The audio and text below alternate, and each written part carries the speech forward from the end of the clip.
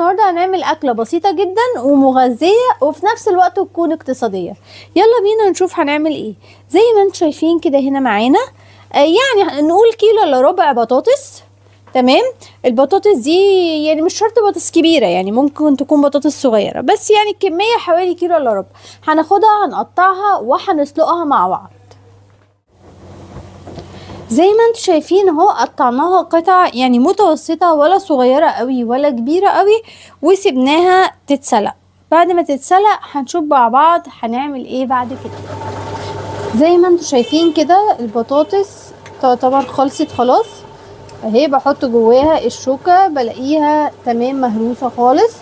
هبدا ان انا اصفيها واكب عليها ميه ساقعه. يلا بسم الله الرحمن الرحيم.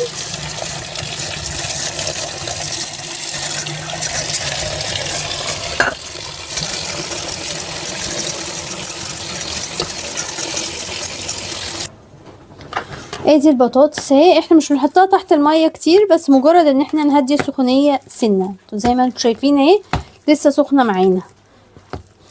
تمام. هنهرسها وهنشوف بقى هنضيف عليها ايه.